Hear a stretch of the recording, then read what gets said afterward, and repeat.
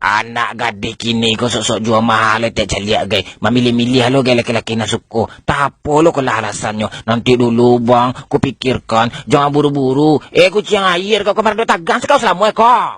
Anak gadis kini ko makan di kafe sok-sok menjaga image lo gay bagagak lo kulit gay ndaknya makan. Saya dah mengambil-ambil lo makan gitu. Kenyang bang, makanlah dek. Malih mah. Cimporong dek kau di rumah kau sungkan makanan sadolah dek mah.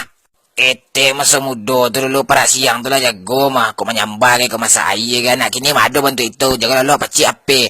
SMS sana. BBM sini. Mingkah ruang. Itu kau giluan tiap hari. Bahala kau belaki bantu itu tak. Anak gadis kini kau mati kerancan. Saya nampak detek sibuk je apa tiap hari. Nak mau beranjap apa di tangan. Disuruh batanak. Dua alasan. Beko lah. Bebek nelpon. Kapun duang. Itu kau giluan tiap hari. Dan cakiak batang ilia kau.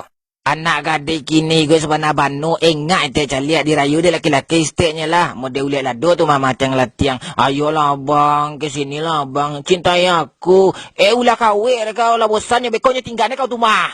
Yo sebenarnya malu yo etek mencaliak parangai anak gadis kini ko ha. Kalau ndak dinya laki-laki makan tak lo namuanya makan dan tabah lo kola. Ada udah makan apa belum? Makan dia nanti atit. Mancik deh kau kalau lapar tu porik makan selah setan.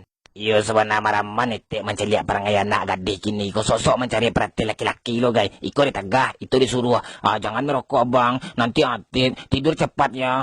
Garundang deh kau. Kalau ngantuk matu bekonya lalu setunyo. Anak gadis kini gue sebenarnya jongkek nampak detek. Pengenai kena laki-laki saya tiap hari menggaya. Ndak tahu duntuang dah. Rambut pirang, pakai kotek, babi hil. Cimporong deh kau mati sila kau lai. Anak gadis kini ku antah kama penganai tak caliaknya. Ndak jalih arah ide lah. Lepas sobok jurang curhat mah. Taponya curhatannya. Aku galau ni. Aku sedih. Bantuin aku. Karanggur kau minta sudah nyuik lai. Anak gadis kini ke sebenarnya ya. Mudah mana dikicut dan laki-lakinya digombalan Stella. Mau diayam kena dabiah tu mah. Aku tak bisa hidup tanpa muda. Sampai kapanpun aku padamu. Antu sulu ada kau. Aku ingat nak kau jadi orang kau.